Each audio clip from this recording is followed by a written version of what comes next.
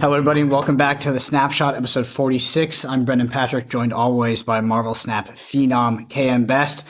KM, we dropped the pod last week, and immediately the Mobius nerf was reverted. I think, yeah, definitely the worst case of the main pod topic being basically completely irrelevant as soon as the pod dropped. Luckily, it wasn't, because we kind of talked broadly about the change and the philosophy of the change. But it was actually while I was uploading it to YouTube, and I was like, "Are you kidding me?" Yep. But still, ultimately, probably a win for the Marvel Snap community as a whole. What are your thoughts on the change? Well done. Big fan. Enjoyable. I like that it got nerfed, and I like that they didn't completely demolish it the way they originally did. I think it's the kind of counterplay that should exist in the game. I think nerfing it the way they did originally was a big mistake. I'm glad that they undid that mistake. I'm even more glad. I honestly kind of expected you to come in here with the entire show notes being the patch notes that they released, because I think that is just ripe meat for you. Like, and for what this podcast tends to talk about. We tend to like end up talking about, you know, the intersection of monetization and competitive play a decent amount of the time. And that, you know, I guess you'd call it like an apology, was really striking to me. And I'm honestly surprised that you didn't start there. But as far as the change, yeah, I'm a fan of the Mobius change. It kind of sucks now, which is good, because every comment I saw was like, "Oh, enjoy Zabu for the 1 week. Oh, we had 1 week of a good meta. I can't believe it. I can't play Mr. Negative anymore." And yeah, Mobius is not around. You can play Mr. Negative. It's okay. What are your thoughts on Second Dinner responding to community feedback the way they did? Because, you know, they are more transparent than, I guess, some other companies in the space, however you would like to define that, with Glenn frequently answering questions on Discord. There seems to be a bridge between the community and Second Dinner. But in terms of them actually, you know, reverting a major change, or I guess adjusting a card because it was suggested by the community, I don't know if that's happened yet. Usually they're a data-driven company, but it seems like they came out with this nerf, the community responded very negatively, and they actually walked it back, and like you said, went forward with that apology. Kind of sets an interesting precedent that they, I don't know, it's a level of respect that I wasn't necessarily expecting, per se, from Second Dinner towards the community, because I do think overall the initial Mobius change and the initial Mobius nerf was just a big fat L kind of all across the board. Maybe in terms of game balance it was okay, but I mean, you know, like we talked about in last week's pod in terms of monetization and where that card sort of fit in the meta, it came at a dubious time for sure. Yeah. So I think that their apology for it was like, in terms of things they could do to make up for it immediately, I think saying, yeah, we beefed it on Loki and Elsa, we beefed it on Mobius, here's why it won't happen again. And also, we're going to announce the Mobius change in advance of the She-Hulk bundle and explicitly tell you we do not do balancing based on bundles. Like, fuck off. Mm-hmm. I think that's good. I think it's probably a good thing. It's about as much as I could have asked of them, is what I would say. Yeah, definitely is a step in the right direction for building that confidence back with the customer base and the players. Anyway, there was other cards changed on the OTA here. So for anybody that doesn't know, Mobius and Mobius was previously a 2/3, and it said, well, this was after the nerf that didn't last very long. It said, on reveal, until the end of your next turn, your cost can't be increased and your opponent's cost can't be reduced.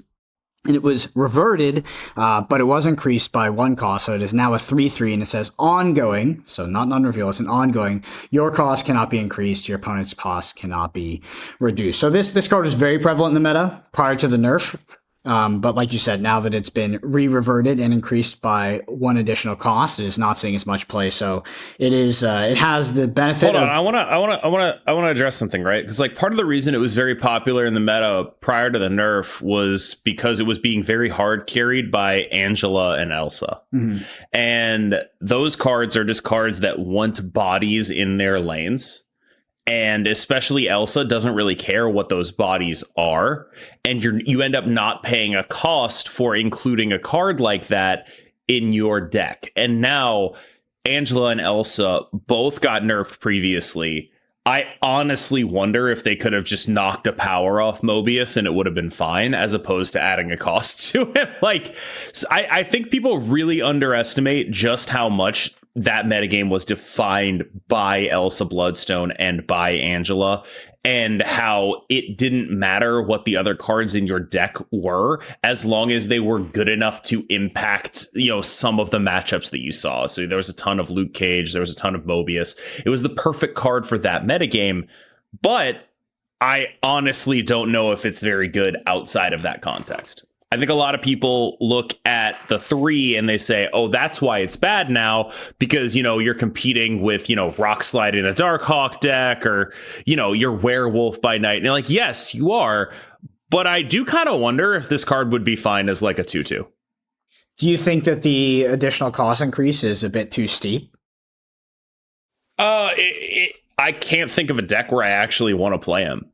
Like, it's hard for me to think of a deck where I'm like, yep, I'm excited to play Mobius in here. It's really hard for me to think of that. Now, I don't think they're ever going to change him again. Like, I think at this point you just leave him where he is. But yeah, it's definitely an interesting thought where it's like, man, was this just all Elsa's fault all along?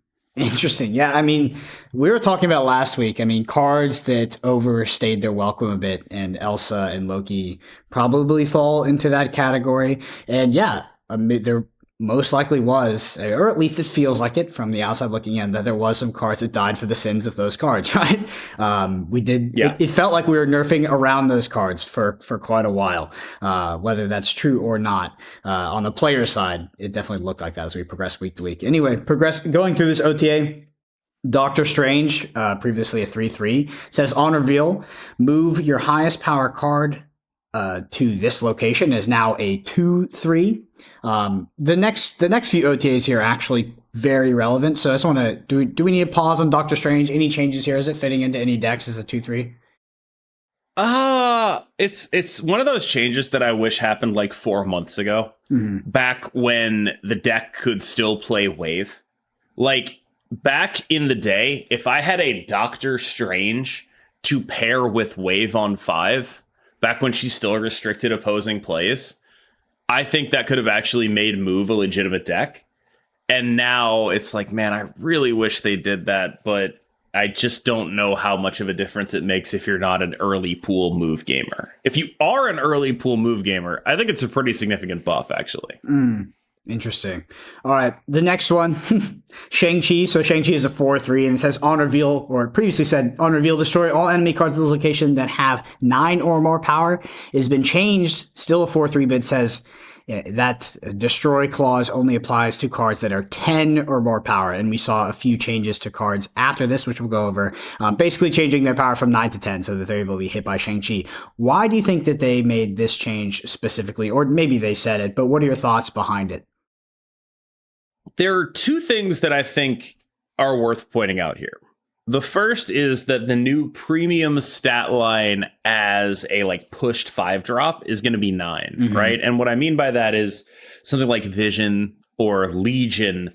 They were very close to the max power you could get while being invulnerable to Shang-Chi, which is important out of your 5-drops because you don't want them to die. Now, the second is that it sort of frees them up in that way because 5-drops now can actually be 9, as opposed to previously you just kind of wouldn't play a lot of 5-drops that were 9 because of the amount of Shang-Chi in the metagame. I think it frees them up to do 6-drop design in a different way too, where they can now make 6 drops bigger, right? Because what it effectively does to me is add an extra power to every big card. I don't know why it feels like that to me, but that's the intuitive connection I make, which is, oh, Shang-Chi's aiming 1 higher. Can we make Hulk a 6/13 then? This is just an interesting, the breakpoints are different now, and I feel like you need to be more rewarded for playing a card that is vulnerable to Shang-Chi now. Does that make sense? It does make sense. Because now, yeah, okay. I would say my biggest question is if they made this change as from sort of a macro perspective to, open up design a bit more so that they can push those numbers a bit higher, or was it specifically just to target Shang-Chi and make Shang-Chi weaker. Because while they did change some other cards to now be, reach this power threshold of 10, Shang-Chi on the aggregate is now weaker, right? So like cards that are not X10s that are used to be getting buffs. So like previous Angela, right? You'd be dancing your Angela around the Shang-Chi. You might dance your Hit Monkey around the Shang-Chi, just like cards that you would be giving buffs to, whether it's for Surfer or whether it's through an Angela effect, whatever. You were oftentimes keeping in mind something like Shang-Chi's 9 power threshold and trying to play around that.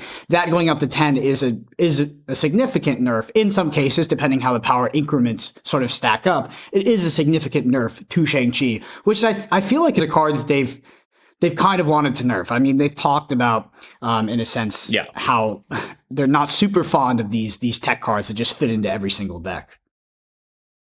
I think there's a prevailing sense that there's some cards that are just less fun to play against than others. And Shang-Chi, Enchantress to a lesser extent, Professor X, Alioth, these are those cards. Now, I would say Shang-Chi is the least offensive of them because it does such a good and important job at keeping things in check in a real way. But this allows it to still keep things in check while making it a little bit weaker. I think it's just overall very smart. A good call, in my opinion. I think the canary in the coal mine was, do you remember when we had Glenn on? Mm-hmm. And he was like, I'm so glad that Loki inverted the paradigm and made Shang-Chi bad, right? Yes. I do. Then within a month and a half, we were all playing Shang-Chi in our Loki decks. And it was like, shit. I would guess that is the proximate cause, where it was just like, oh man, well, we had a little bit of peace from this guy, but now it's become abundantly clear that if the Loki decks are playing him too, it's just like, okay, we should probably do something about the actual card Shang-Chi. Our big meta switch up in the form of Loki did not actually get rid of him at all, and so it's time to do something about it. That would be my guess as to like how that process went down internally. I'm guessing they had some stuff templated already, because they'd probably have to be really stupid to have not considered nerfing Shang-Chi in the past. And I'm guessing they just were like, all right, it's time to pull the trigger. And one thing I want to point out as well, is this the first OTA nerf that we've gotten where they were able to change the card text and not just the card values? Because previously, from what we understood, OTAs were limited to some technological limitations. With Shang-Chi, they did just change the card they did just change the card values. Yeah, so 10 and more. So I'm mostly referring to Mobius here. Was that the first change? Mobius, they specifically mentioned this is a new functionality. They're not super confident in it, but they felt like it was the right time to try it out. But we shouldn't expect it in the future as like a major thing. This is like something they were not very confident in. They were pretty sure they could make it work, but it's not something they want to do all the time, I think. I don't know what that means. I have no idea. I don't know anything about the back end there, but that is my impression. Yeah, that makes absolutely no sense to me, but I'll go with it. It makes no sense to me either. But I don't know. They would know. I don't. All right, some other cards that were changed. So She-Hulk was a 6/9, is now a 6/10. Warpath was a 4/5 to get +4, so it would have been a 4/9, but now it gets +5. So it's a 4/10 subject to Shang-Chi. Jessica Jones as well. Jessica Jones was changed to a 4/5. It does dodge that Shang-Chi's value because it is now a 4/9 when it triggers its effect, so that's relevant. The monster that pops out of Monster World is no longer a 6/9. It is a 6/10. Monster Island, sir. Monster Island. Yeah, Monster World. Not quite a Monster World. Monster Island. It is a 6/10, so it can't be hit by Shang-Chi. And then we have Strongman. So Strongman was previously a 4/4. So Strongman? I'm just messing with you at this point. All right, Strong Guy 4/4, and it said ongoing. If your hand is empty, get +6 power. It is now a 3/3. And it says if your hand is empty, get +6 power. So dodge a Shang-Chi, -1 cost, an iconic card for you, KM. What are your thoughts? Oh yeah. Well, he still kind of sucks. So, like, I saw this and I was like, oh, he's like a good stat line now. And the issue is he kind of sucks because you're never actually gonna get it. You ever play a Strong Guy deck and then they play Loki? And then they activate your Strong Guy easier than you, and then you never play a Strong Guy deck again. Yeah, that's pretty much how it goes. Well, What's funny is that you asked the question, have you ever played a strong guy deck? And my answer was legitimately no, never. I have never played a strong guy deck. If you do it, what'll happen is a Loki will activate your strong guy easier than you and make you feel like an idiot. I've rolled him on District X and he's been trash. That's about the extent. That's the extent of my strong guy experience. All right, Miss Marvel came out. The season pass card is a 4/5. Says ongoing. Adjacent locations where your cards have unique costs have +5 power. What's been your experience with this card post release, Cam?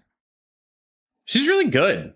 I think that there's a fun dynamic with her where she gets worse the better your opponents are. Which is like the inverse of Loki, right? Where like Loki scales with play skill. The better you get at playing with it, the better it is. But Miss Marvel, it's inverted because play skill scales with MMR and your opponents are going to be better able to deal with what she's doing and better able to understand how to deal with it. Whereas if you're in pool 1, isn't she just like the best card in the game? Like, if you're playing like pool 1 Spectrum, she's busted, dude. She's unbelievable. And I think that's just fun because like we've seen the issues with the kind of gameplay that say a Loki generates at the top end of MMR and at the bottom end of MMR. And now we have a card that's like the complete opposite. It's just like just dumb stats. So the worse your MMR is, the better she is. And I think that's a fun and interesting dynamic, but I imagine it must be like a huge headache for a developer to have to think about like, oh my God, okay, so now we made the opposite problem, right? Is there like there's no card that linearly scales with skill, I guess. There's no card that's like exactly as good. Actually, you know what? That's a lie. There is. Which one? A card that is exactly as good in like pool 2 as it is in pool 5 is like Nebula, right? They've done it before, but I think this one's just fun because we've had like Elsa and Loki, which scaled with play skill very heavily. And now we have a card that like scales the opposite of play skill. You just put her in the middle and it's like, haha, I'm a 4/15. And she's like really good there. And I kind of wonder if they're like I think I tend to group her in like that Nebula range of okay season pass cards as opposed to the Loki Elsa range of decidedly not okay season pass cards. Okay. But I kind of wonder if like maybe that's just because, you know, I'm playing in High Infinite where she's, you know, a fine to good card, but certainly not busted. Yeah, I felt like Nebula, at least when Nebula came out, was pretty good. Yeah. So maybe she is on par with Nebula. It's interesting to think about season pass cards. There was actually a comment on YouTube that was like breaking down all of the season pass cards, and it pointed out how many had been buffed or nerfed, and it was the vast majority of them, which we had spoken about. Do you think that this is a card that might not be nerfed or buffed in the next 2 months? If it is, it's like a small numbers change type deal. Like she goes from being a 4/15 to a 4/14 or something. You know what I mean? Yeah, she's balanced. She's balanced. Yeah, like she's fine. I think she's basically fine. Where it's like, yeah, you know, she's a big card with big numbers on it. But this is one of the things that I am kind of impressed with them doing is they've made a lot of just cards that are really big numbers that are genuinely actually balanced. And it's like, that's kind of impressive, actually. Like when you think about the 2 most recent cards in Marvel Snap, it's like, whoa, it's a 3/15 and a 4/15. But I don't think either of them are particularly imbalanced, honestly. Werewolf or Miss Marvel. I think Werewolf is closer to being imbalanced, but it's like not that bad. You know? Yeah. It's a good card. Very good card. One of the best scaling threats in the game, but we've had scaling threats in the game before, you know? Yeah, we went through a few months there of cards just having the most insane stat lines where it wasn't even a question of them being the best. Like 3/5 Loki, ridiculous. Elsa, ridiculous, right? And like those were imbalanced 2/15s and 3/47s or whatever. But these are like, you know, and like they're pushed. But they're pushed within reason. Like, it's the same way Nebula can be like a 1/7 or whatever, right? Like, it's definitely above rate, and it's exciting, and it's unique. And I think that's good. I think with Miss Marvel, you have to jump through hoops for power, where with Elsa Bloodstone, you're technically doing it, but The deck was just, it was also They just underestimated what the hoops were exactly. for It was Elsa. too easy, right? Loki, basically no hoops. And yeah, I think this is a card where you can attain a very high stat line of 415, but you are significantly limiting your choices in deck building and how you're deploying your threats on the location potentially. So, yeah, I think it's a balanced 415 for as crazy as that might sound. I know it sounds weird, but she's a balanced 415. It's messed up. One card I am sad for though is Claw. Like I do think that sucks that she just power creeps the hell out of Claw. That sucks. Yeah, I guess she does. Eh? Yeah, that does make me sad. Like she just kind of ruins what I think is a unique facet of the game in my boy Claw. It makes me sad. What are your thoughts? Or I know it's early days now because we're early into the week, but how do you feel about a balanced season pass card versus, something that might be higher power level for, not from a macro perspective where, you're giving your commentary as like a podcaster or a streamer, but like from just a pure enjoyment. It doesn't shake up the meta quite as much. Do you feel like this is the appropriate power level you would like to see on season pass cards moving forward? Is it fun enough? Is it cool? Is it unique enough? Oh, I'm gonna be honest with you, man. I've already kind of stopped playing with her. Yep. I bought her. Never made a deck with her. Not gonna lie. I'm a super degen in that sense. I'm gonna be honest with you. It's like, okay, she's cool, but I'm exploring other stuff now because I'm trying to push things as far as I can. And I think one of the things about Miss Marvel, I will say, there is one shell that is very underexplored with her that I really want to explore, and I think I'm gonna get a chance to do it with Gladiator. But I'll tell you what it is. It is the curve of Miss Marvel into Leech into Doctor Doom. I want to do that. Okay. I'm sure your opponent will love that. Well, I just think it's like, okay, look, I'm going to play 30 power, which means I have a free slot on 5. And the other thing I would do on 5 is like put one big guy or on the board or something, right? Like Miss Marvel Vision, Doctor Doom is the same kind of thing.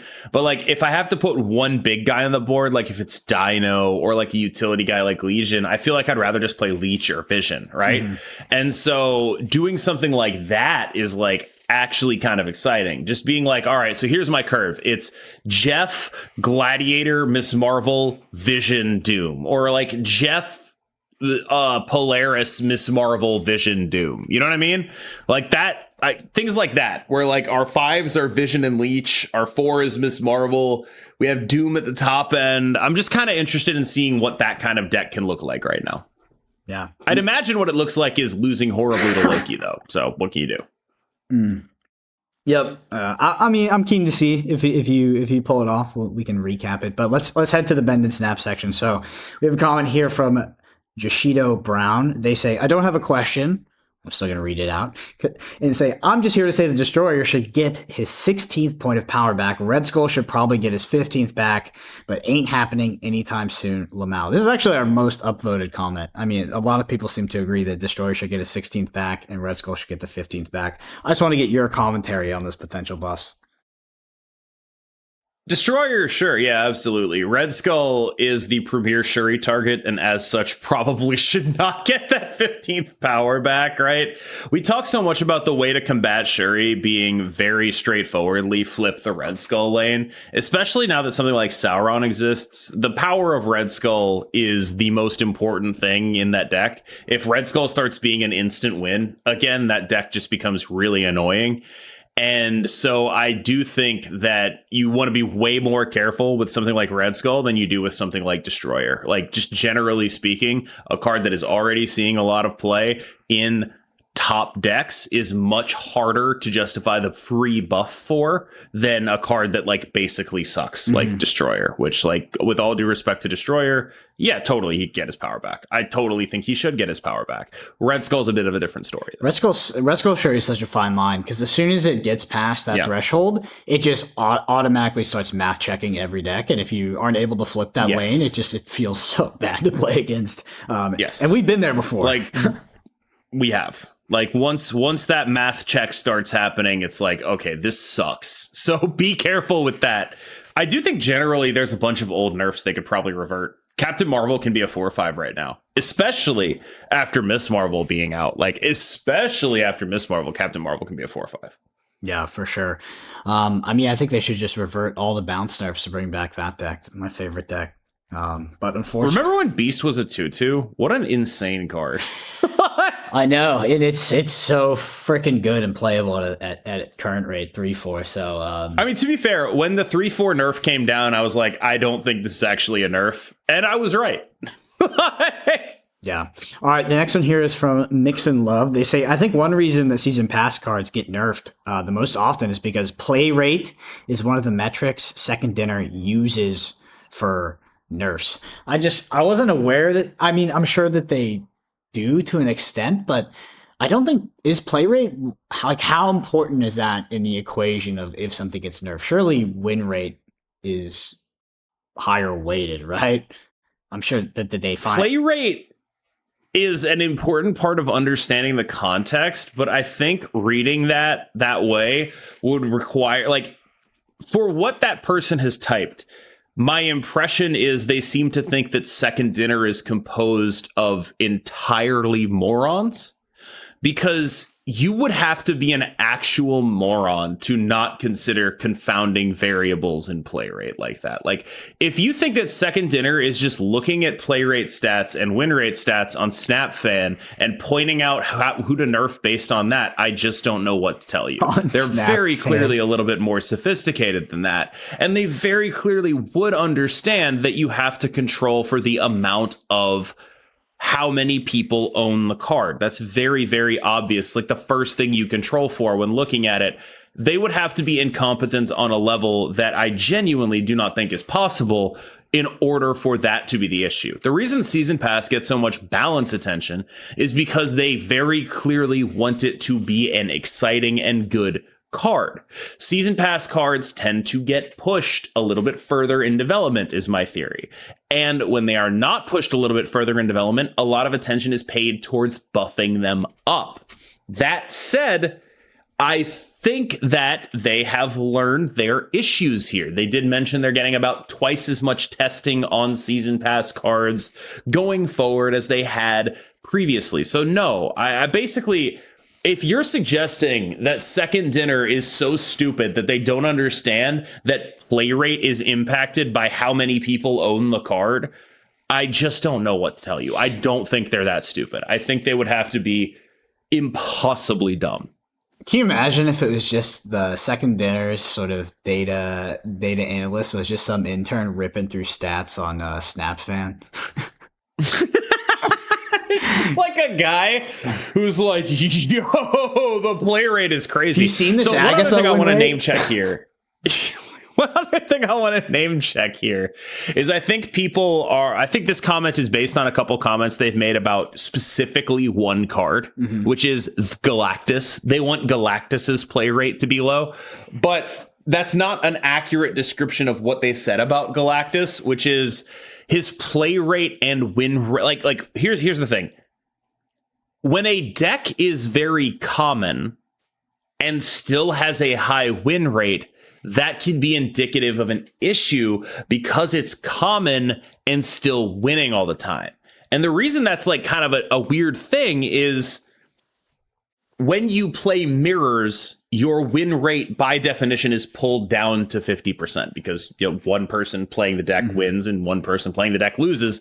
So when a deck is a big part of the metagame and still has a high win rate, you have to be like, okay, that's kind of messed up because it's being dragged down to 50%. What is its win rate outside of mirrors? Is that an actual problem? And that's when play rate impacts this. And I think that's kind of what they mean when they talk about cards like Galactus. Like, all right, Galactus has like a play rate of like 10% and a win rate of like 54, which means his actual win rate against non-Galactus decks is actually higher than that 54. So I think Basically, yeah, I don't think they're stupid. Yeah. I don't think they're stupid. And I feel like this question is asking, do you think Second Dinner is stupid? And my answer is no, I don't. I don't think they're stupid. Listening to your stats, I think there's only one deduction that can be made if Galactus had a 10% Nerf win rate. Galactus? No, it's just that people that play Galactus are just smarter, right? They're just better players. Right. Yes. Yep. So it's the only logical deduction that can be made there. Anyway. Yeah, no, I think, I don't know. That question feels like it's informed by like a game of telephone almost. And I'd like to know what it's based on. Well, technically, it wasn't a question. So, to be fair to Mix and Love. True. All right. Next one is Mitchell. They say, question. Oh, they actually prefaced it with question. Mobius returning to counter Loki. Didn't happen as much as we would think. But the nerf to and the nerf to 3 power for Alioth to account for Doombot and leaked upcoming cards designed to counter Killmonger all have me wondering, is there a card that's lacking in counterplay that you would like to see get opposition from the new releases? And what would you do? Over to you. Did that make sense? I know I kind of read that out like a what they're asking is there some sort of new kind of counter card that you'd like to see in Marvel Snap? And this sounds stupid because it's not like it's a necessary card, but a card I would like is a card that just stops my opponents from playing Hella decks. That's a card I would like. I would like just like it's not necessary, but I just want it to exist. It's like right now it's like it feels like there's just nothing you can do to interact with them on any axis. It's just like, oh, did they do the thing? I'm dead. Cool. Maybe I can try to snipe their Hella with a Cosmo, but that doesn't really do anything. Yeah. Like, give me a card that says cards that are discarded can't come back. Yeah, Hella's really balanced though, because if you know they're on Hella, oh yeah, she's balanced in that she sucks, leave, but like it's still annoying. Yeah, you just. But listen, hear this one out. You have a card, you play a card, it's a 1/1, and it says, if your opponent copies this card, all other cards or something, they obviously would be worded like that, become rocks. So it's like you have this like really bad card in your deck, it's a 1/1, but if it gets copied or your opponent steals it somehow, it makes their entire hand rocks. Isn't that just Viper bait? Is that Viper bait? Well, let me think. Not they play it on the board, like they copy it. So it'd be like it's like a Loki silver bullet that just exists in your deck. No, I think that would suck. I think that would suck. Of course it would suck. That would be terrible. But that would be freaking hilarious. That would be funny, yeah.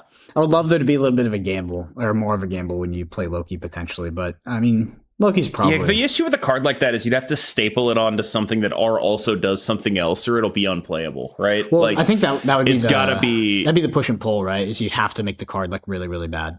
It'd have to be borderline unplayable. Yeah. It'd be like a meta, but it's a silver bullet card, right? So it's just going to make all of your opponents look at what's happening with current Mobius now, right? Like Mobius is like a silver bullet card, but since it's not stapled to like a body that's good value and it's not doing anything else, it's kind of unplayable. Yeah. And so that is awkward, right? Like if you try to make a counter card, the one that got leaked is called like Hiera. It's a 3/4 that says 1 and 6 cost cards cannot be destroyed, and that's an ongoing ability, and it's like that's awesome, and I really like it, and also I don't know if it's any good. What are the stats again? It's like what I want to play it in is Thanos Lockjaw though. I think that's like Thanos Lockjaw, deck that loses to Killmonger and is entirely composed of 1 and 6 drops. True. Like that's where I like her. But like I don't know. But like that, like as far as that, like give me a card that's like 3/4 cards that are discarded just go away forever. So like no Swarm, no APOC, none of that. Give me a card that's like that. Give me that. No Swarm, no APOC, no Ghost Rider, no Hello. They're just gone. He's dead. Every card that gets discarded is actually exiled now. Dude, the only time I ever play discard cards is at the end of every season when I need to satisfy my discard threshold to finish the quest. And that's always my last quest. It's not a thing that actually needs a counter. I'm sick of losing, like not even losing to Hela. I'm sick of playing against Hela. Yeah, I just feel like there should be something to interact with that. We have Mobius to interact with Mr. Negative, right? Like, why isn't there something I can do about Hela? My theory is that they love Hela because it is just an on rails Timmy deck that does the thing, and any smart player would absolutely retreat before the Hela is played. So it's just like this like demi deck that beats up on players, I guess, that don't expect it. All right, next one is from Richie. They say, is it wrong to say that Sarah Zabu and cost reduction cards are paying for Loki's sins, and Mobius would be less impactful if Loki didn't reduce cost? Yes, it is wrong to say that because they're not paying for his sins because Mobius sucks. Yeah, are we done here? I mean, this is a last week comment, to be fair, but yeah. Yeah, no, I know. It's just it's just one of those things where it's like, guys, please just wait to see how the thing plays out. Where it's like, all right, look, yes, if it turns out 3-cost Mobius was everywhere, you could say, yeah, Sarah and Zabu decks are paying for Loki's sins. But I think the other thing is like, why the fuck shouldn't they have counterplay? This is one of the things that, like, I don't think, I've never had properly explained to me. It's like, why shouldn't there be counterplay to cost reduction? It's fucking everywhere. Just because some cost reduction sucks doesn't mean that there shouldn't be counterplay to good cost reduction. It's like saying, like, oh, doesn't Shang-Chi counter She-Hulk? Why would they make a card that counters She-Hulk? She's already not very good. And it's like, well, it counters everything in that range, right? Like the good cards and the bad cards, and every card. Like, oh, why would they make a card like Enchantress? It counters my Ghost, and it's like, well, hold on now, like I just think that, like, yeah, every tech card has a range of stuff it is good against, right? It's not only good against one thing. The cards that it's teching against the tech cards tend to be used mostly against the best stuff that they beat, because that's why you play a tech card, right? Am I way off base here, or is this just like do you understand what I'm getting at here? I almost feel like I'm not explaining it right. So I think that, in the previous iteration of Mobius, people that were playing Zabu and Sarah were probably frustrated because the number one hate bar, at least the current number one hate bear card against them was one of the most played cards because Loki was so prevalent and Mobius was an efficient body. But as Mobius becomes less efficient, it's not. But like, was it wrong previously? What I'm getting at is like every tech card hits a range of stuff. Right? It's like saying that, like, other things that Shang-Chi hits are paying for the sins of Werewolf by Night or whatever. You know what I mean? Paying for the sins of Vanilla Hulk. Right. No, it's like saying Vanilla Hulk is paying for the sins of Dark Hawk or whatever. Yeah, right? Yeah. Like, it's like everything that something like that hits is going to run a gamut from good to bad. Right? It's like saying Scorpion is paying for the sins of High Evo when Luke Cage exists, right? Like it's like every card that does something specific tech-wise hits a range of things from good to bad. Yep. And in some sense, all the bad ones are paying for the sins of the good ones, right? Like, that's how it works. The tech card being playable is predicated on how well it matches up into the good ones, because those are the ones you see. Yep. No, I think that's totally fair. And like you said, it's a range. It's a range of good to bad. I just don't know why it's but it's like only an issue when it's cost reduction. No one says that about anything else. It's only an issue when it's cost reduction. This is never a conversation we've had about Shang-Chi or Enchantress or Mobius, or not Mobius, or Luke Cage or Shadow King or anything else. It's only about cost reduction when we have this conversation where it's like, oh, they're paying for the sins of the other thing. And it's like, that's every tech card. Every tech card, if it's playable, is playable because it matches up well into the best thing. Yeah, I wonder if it's because, like, Sarah and Zabu, they fall into the umbrella of cost reduction, right? But they're almost looked at as, like, their own archetypes in a sense. Like, Zabu is an archetype. Sarah is an archetype in a sense. Not that that's correct, but people, those decks, like, those cards individually have their own identity to, like, an entire set of decks, right? There are Zabu decks, plural. There are Sarah decks, plural. Yeah. But there's not a lot of, I don't know, Scorpion decks or whatever. Yeah. So, I don't know. I think that's probably it. It's just, like, it's something that's always struck me as weird because, like, by definition, yeah, but it's also not a problem, right? Like, the tech card is always only ever going to be playable if it matches up well into the best thing that it techs against. That's how it works. And I mean, luckily, Mobius does not match up well into like any of those things, so we don't have to worry about it. But like, yeah, I think it's just weird that like that, I guess, frame of discussion came to prominence, because it's like, why shouldn't there be a tech card for Zabu and Sarah? What are you talking about? Like, why should there not be a tech card for Mr. Negative? Again, like, what are you talking about? This just because a deck is like kind of bad doesn't mean there shouldn't be any way to interact with it. This is this for some reason it's kind of non sequitur, but this prompts a question from me. I'm going to sneak into the Bend and Snap this week. I have a question for you. What deck that has existed in Marvel Snap would you, I don't know, what deck or deck archetype that has ever existed is your favorite, and would you want to play throughout all of the history? So I think back, and we'll say almost regardless of power level, say that it would compete at the highest power level right now. Because for me, I don't know why, but multiple questions have prompted me to remind me of my favorite deck in Marvel Snap, or one of them. I think it's maybe Bounce, but the one that was the most shit that I love the most, which is Deathwave, which just does not exist anymore. It is effectively, in my opinion, the Jund of Marvel Snap, and it even was back in the day when I was playing it. What would be your deck, Cam? What is like your favorite deck that has ever existed in Snap? I don't have one. Spoken like a true rank 69 player. No, I just like the game Marvel Snap. I don't have a favorite deck. I'm not like a play style guy. All Marvel Snap decks mostly feel the same to me. And sometimes you want a different experience, right? Sometimes you want to take a million game actions, right? Like you want to play Balance or Loki or whatever. And sometimes you want to play like, Leech Leader and just not actually think about anything and play like one card a turn. Like they're different experiences. And I guess I just don't have a real preference for any of them.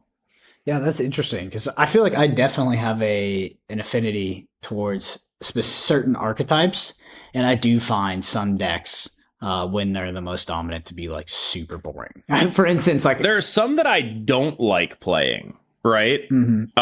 Typically the decks I like playing are decks that don't like, I tend to dislike playing combo decks, right? But outside of that, specific niche of decks that completely fall apart when you don't do a specific thing, other than that, I really have no preferences. I think I can just have fun doing whatever. Yep. All right. The last one here is from Kaising. I bring it up because it made me laugh, and I want to get a pulse from you on the validity of it. They say, "Damn, Brendan, don't let them fool you with that PR. Just because Brode and Glenn seem like nice people doesn't mean they're not leading figures in a multi-million-dollar company that has very well-educated folks taking care of monetization." Because this is in reference to us speaking last week, or me specifically, where I was like, it feels so weird. The Mobius nerf felt weird because like we had Glenn on here, and like it was so incongruent with all of his talk on like how he balanced the game and what is motivating him. And I was like, it feels bizarre that it would be, because the previous Mobius nerf felt like it was motivated by a monetary reason. I was like, that just feels incongruent with what they put out as people. And this person was just reminding me that they have very well-educated folks taking care of monetization. You have any thoughts on that comment? I think the person is right. Yep. But I also think that, what you were expressing is not directly addressed by what they're saying, which is to say you were expressing disbelief that they would do something like this with the intent of milking money from their player base. And that is congruent with what they have said and their actions they took afterwards, right? Like that is your disbelief was well founded. That said, you shouldn't forget that this is a multi-million-dollar business, and that fundamentally when someone like that comes on our podcast, they are doing a PR thing, right? Like, and that it is whether not to say that I don't greatly appreciate it, or that what they're doing is not, awesome for me, or that I disbelieve any of the things that they say. I think it's one of those things where it's like, if they didn't think it would be good PR, they wouldn't do it. You know what I mean? Mm-hmm. Like if Glenn didn't think it would be good for the company to come on our podcast, I don't think he would do it. And so obviously they'll come on here when they have good things to say, right? Does that make sense? Makes sense. So like I don't think you need to be like overly conspiratorial about it like the person seems to be doing. But like I think, you know, if you're Glenn and you want to get a message across to a wide swath of the community focused on like, you know, your hardcore players, then it makes a ton of sense to come on my podcast, right? But that is, you know, fundamentally about PR. And that's not to say, again, that anything they say is untrue. Just that's what it is, right? Yeah, I do. Sort of irrelevant to the original prompt, but I do hope in the future that Marvel Snap becomes more approachable and cheaper and a bit less aggressive on the monetization side, because I do think that the card game or the gameplay is unmatched, at least in the industry right now. I don't think that will be forever, because surely plenty of people will copy them, because I feel like, I've said it a million times, especially in interviews, that I feel like they invented a new genre almost. But right now, you know, I've definitely expressed for me was how what a pain point it is to keep up with sometimes with all the new cards and, you know, just the heavy monetization. And, you know, in the context of last week's Mobius nerf, which is where it really hit home, it's just, I think that the game could ultimately progress to a state where it's more affordable.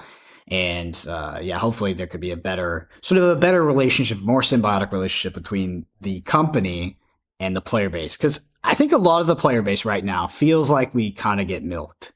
Like, I think even outside I don't think it's a lot, honestly. Like, I think it's a pretty significant portion, but I wouldn't go so far as to say that it's a lot, because I think the percentage of the player base that like posts on Reddit or listens to this or whatever is a pretty minuscule percentage. But who knows? Yeah, I mean, the amount of people that play this game as a traditional mobile game, like ultra casually, that are in no way plugged into the community, Twitter, Reddit, YouTube, etc. Yeah. I assume it's the majority, but I wonder how big that number might actually be, because it's like one of the most popular mobile games, right?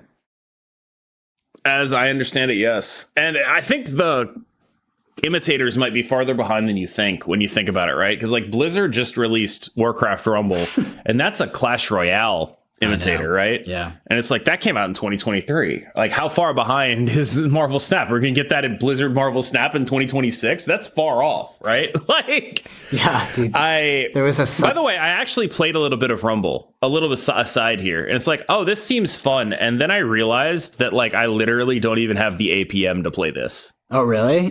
It's actually yes. Dude. I think you could get it. It's not that tough. Like in terms of APM, it's pretty slow unless you're playing like a cycle deck. I guess there is a lot of moving the screen. No. I mean APM, like, okay, I need to drop a quill board to draw aggro to this specific thing, right? Yeah. I need to drop a quill board to protect my huntress. I'm fucking terrible at it. It is a dexterity game for sure. There's a little bit of like agility that goes in. It's super funny. So yeah, again, circling back to Warcraft Rumble, the PvE campaign, if you stay free to play, is genuinely pretty good. Like, it's a good free to play experience. I spent like $40. It's fun. It is fun. I think that their monetization is just very aggressive, and then the PvP is definitely it crosses my threshold of pay to win. That being said, we had a funny comment from one of our OG listeners, Purple Platypus. He said, "I don't know what you mean, Brendan, by Warcraft Rumble not having competitive integrity. It has plenty of competitive integrity for sale in the shop. I get notifications all the time of bundles willing and ready to sell me competitive integrity." Which I thought was freaking hilarious. Yeah, that game is super interesting. Because I played it a lot in the beta. I did the old BlueStacks VPN to freaking Canada or whatever and created an account. Hacker man over here. Hacker man, yeah.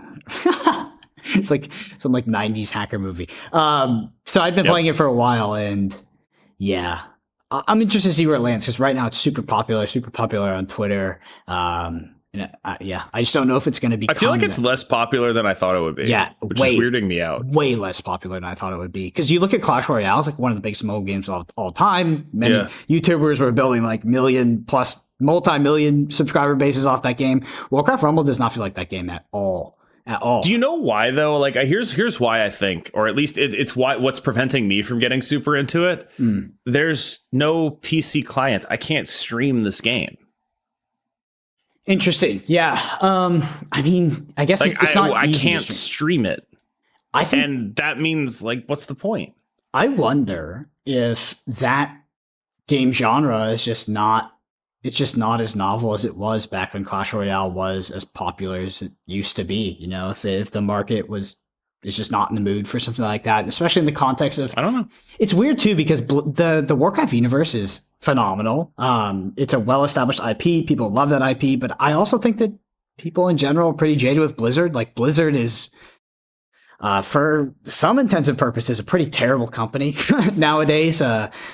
I don't agree with that. And that's not just because I have friends who work there. I have friends who work there as well. I guess I should say friend. I have friend who works there. Yeah, I have friends that work there. I really disagree with a lot of the choices they make, and I think that they make like effective what it feels like to me as a previous extremely hardcore Blizzard game player and fan, just like soulless games that just kind of they just fall on their face, and then the monetization is just aggressive. There's a different company that used to be. That being said, they made some pretty incredible changes. Like I do think that after Diablo Immortal, it's very easy to look at a Blizzard game and just be like, oh look, it's another Blizzard mobile game with aggressive monetization. Never seen that before. don't get me started on Diablo 4. I mean, that thing was one of the biggest disappointments. It does feel like that a little bit, but like I guess I'm just not someone who's exposed overwhelmingly to Blizzard games. When I got back into my Battle.net account, I actually went and checked, and the only two Blizzard games I've ever installed are Hearthstone and Warcraft Rumble. Yeah, I played all of them. I used to play a lot of World of Warcraft, and then I came back to real life. I mean, I played like 12 whatever years, and then I was doing the rating and the race. Wait, is that why you're jacked now? Is that your origin story? Were you like a fat World of Warcraft player? No. No, definitely not. Like, actually, it was kind of the opposite. It was like I stopped playing World of Warcraft in college, and then I got fat after college because oh damn. Okay. Yeah, I was playing. Basically, this is like the most classic origin story for getting out of shape. Is like I went to college, I was in shape, I started playing rugby, I kind of got a little bit of injuries, like like my back was kind of fucked up a bit, and then I had some shin splint issues, and yeah, I just like stopped playing rugby, and then you just kept eating. Yes, the same way. Yeah. Yes, which is not ideal. So yeah, that's the origin story. Anyway, if I stopped going to the gym, I would be like 350 pounds. I think. Yeah, it happens quick. So the biggest one for me is nobody really told me too, which was kind of frustrating. I thought I was just husky. I thought I was big boned. All that good stuff. And then one day, the friend somebody said it to me, and I was like, shit, you're right. Damn. I'm kind of pissed at everybody around me. I'm fat right now. Everyone tells me that I'm not, and like they're fucking insane, right? Like everyone's like, oh, you lift, you're just big. And it's like, no, I'm fat. I also lift. Those are two different things. It's like, yes, I did spend yesterday pause repping 275 a lot. Yes, I did do that. Okay, fine, but I'm still fat. It's just so funny because that was the same shit that I used to hear. And then one day, I swear to God, one day someone just told me, and I was like, I was just so disappointed that I was surprised at that point. I was. Yeah, I will say I will not be surprised when someone says it. Yeah. Anyway, someone called me on stream. Someone said he looks like a chubby Adolf. That was a good one. What the fuck? Yeah. Wait, it must be, what is it? That doesn't even make sense. Like, I don't understand. What do you mean? Are you actually struggling to figure that out? There's one famous Adolf, man. I know which one they're referring to, but I'm trying to reconcile the likeness here. And I'm like, oh, Yeah, no, I think they were just trying to be mean, and I have like the haircut. Yeah, I was gonna say it's probably the mean. haircut. It's probably the haircut. Yeah. I think they were very much just trying to be mean. But that one made me laugh because it's like so low effort. It's so low effort, and it's just like that one like shit. It's genuinely so random. So yeah, it's like one of those things where like halfway through the joke you forget you're telling a joke. Oh my god. Anyway, let's hit at least one deck here. I pulled three off your Twitter. Which one would you like to highlight? Destroy, Deadpool. Which ones Loki? did you pull? All of them, baby. Shuri, Loki, Destroy, Deadpool. I think you could pick whichever one, honestly. Let's go Deadpool. I think that the Twitter post is a pretty good cross section. My guess would be you'd start with Loki and Darkhawk Bounce. How and then Destroy. It'd probably be those three. Yeah, Destroy is not a deck we talk about too much, so I'm just gonna hit on that one. So for the list here, we've got Deadpool, Forge, Nico, X-23, Carnage, Wolverine, Killmonger, Venom, Hulkbuster, Arnim Zola, Null, Death. I mean, how playable is this deck actually at high elo or mid to high elo? We'll say extremely playable. What has changed? What? Yeah, have any conditions changed? Like what sort of? And no, it's a good deck, and if you get the draw 2 off Nico, you're the best deck in the game.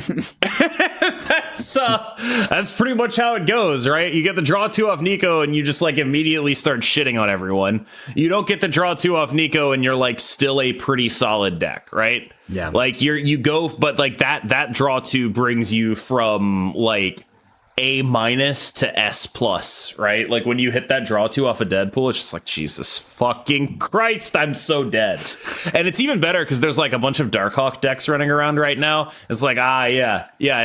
Nice Darkhawk bounce deck. I've got Killmonger and a draw 2. Like it's something, I'll say that. Or like, oh, nice Black Widow, I'll Carnage it, you know? A lot of just like stuff that it does matches up well. There's big people playing Clog. It's good into Clog, obviously. There's people playing Loki. It has a non-embarrassing Loki matchup. The Loki player really needs to get specific stuff off of the Loki in order for it to be a good card. You need like the Null, you need the Death. That's typically about the range you need to be in. If you want to say you have a reasonable Loki matchup, you need to have like maybe 1 or 2 good hits from them, and otherwise all your cards need to be totally fucking useless. Destroy fulfills that pretty well. Darkhawk Bounce fulfills that pretty well. And I think that is kind of why they're good. Like, these are decks that do not instantly lose to the card Loki, so that's solid. They're decks that have solid interaction for other things that are commonly being played. In the case of Darkhawk Bounce and Destroy, both of them are very good into, like, you know, Clog stuff because of Beast Falcon, and Destroy because of the entire deck.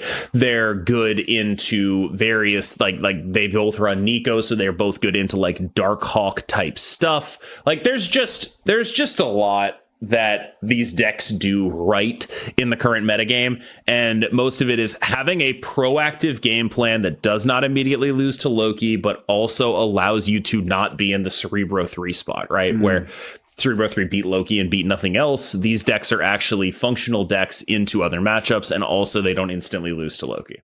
Yep. I mean, that was a good pitch. I mean, I'm sold. It's so funny how the Loki dynamic with, you know, you need them. Obviously, you have good cards that you can give them in the form of Null and Death, but you know, you give them a Carnage, an X-23, a Wolverine. It's not as impressive as what Loki players are used to getting and sort of playing at below curve against you. So yeah, makes sense on why it would be good. Anyway, anything else you want to end with this week, Cam, before we close it out? Gratitude. We're approaching a year of podcasting, so thank you for reaching out to do this, and thanks to everyone who listens to us. We passed 100,000 total downloads, which is insane. I'm very grateful for what I've got. Yeah, and I really appreciate it. We should for for the 52nd episode, we should talk about the origin story of the Snapshot because I think it's actually pretty funny. I don't even know. We could talk about it now. There's nothing funny about it. It's quite random. It's quite random. Like basically, Cam and I were connected through. So I came from podcasting from a completely different game. Actually, like a not even very much adjacent game in Flesh and Blood, so a physical TCG. And I just love Marvel Snap. So I was pretty interested, and I was looking out for people to potentially do a podcast with. I had never done a second podcast. I only had the one, so I had an idea of how to do it. I just didn't know if you could replicate that model and it would be successful in a different game, in a different market. But I just really liked the game. And I reached out to Brian Gottlieb initially. And apparently he's like, I can't do it because I don't have time, because he's like the lead designer of Flesh and Blood now. It's like, but I got this friend and he's the best player in the game. I was like, okay. And basically me and Cam, we had a combo. I pitched him the idea and he was like, I don't know, but I'll give it a try. And then we just sent it. And it it all worked out. And we've been sending it ever since. Yeah, it worked out pretty well. It's pretty incredible to get to a year. Because I think that in Marvel Snap, like when I think about Marvel Snap podcasts and the ones that exist, they're mostly the ones that have existed, like the Snapchat. Like, I guess I don't consume that much Marvel Snap content, but it looks like everybody's kind of doing well. But I'll tell you, coming from Flesh and Blood, like podcasting is definitely a game of attrition. Like in Flesh and Blood, we're at 2.5 years ish, and pretty much everybody else that started around the time we started or even after has quit, has left for one reason or another. So it's a long game. So getting to a year is a big achievement. So I'm happy to be here as well. And it wouldn't be without you, Snapshot listeners, especially the ones that comment on YouTube and give us all that juicy content to go over. I'm trying to get Brian to do. Did you see my video with BBD? The Magic Pro guesses how good cards are videos. Yeah. I saw a little. I'm trying to get Brian to do one of those.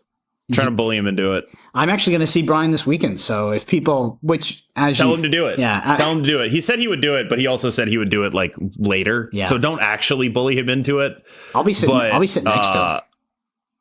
Yeah. Just like pass him a note that says do Cam's YouTube. Yeah. So just for people listening, the reason why you're looking at my stoic, unmoving face right now is because I'm actually in Barcelona for Flesh and Blood Worlds, which is happening in I just thought you got really good at doing ventriloquism. Yeah, ventriloquism. I'm just, I'm very focused right now. Yeah. But yeah, Barcelona for Fab Worlds will be casting, and Brian's going to be here as well. So I'll be sure to say hi for you. Anyway, for those of you listening, the number one thing you can do if you're a Snapshot Pod fan, if you're a listener, is leave us a review. You can do it on Spotify or Apple Podcasts. There's a video version of this on YouTube at youtube.com/@the_snapshot. Hit that like, subscribe while you're there. We're both on Twitter, Brendan APG, Cam Best MS, and Cam is streaming. Cam, what is your Twitch schedule? The upcoming week, because of Twitch drops, it's going to be much more like every day I will be online playing Marvel Snap at 6 p.m. and later, right? But also because of Twitch drops, I might start earlier, etc., things like that. So during Twitch drops, I will be online in the evenings for Americans playing Marvel Snap. Come collect your Punisher variant. Give me your Twitch primes, all that kind of stuff. Thank you so much, sincerely. And it's actually insane because, like, have we ever even missed a week? Never. But I have never missed a week ever. I mean, that was actually in, like, I remember when we had, not to detract too much, but I remember we had our first conversation. That was the only thing I asked, is that we never miss a week, because for me, that's just the most important. I don't even remember that. Yeah, that was like, you're like, what do you need from me? I was like, he's like, what do you need from me? I was like, just don't miss, because if you miss once, you're gonna miss again. And yeah, that's why rain, shine, Barcelona or not, we're hitting these pods every single week. Anyway, thank you all so much for listening. We'll see you next week.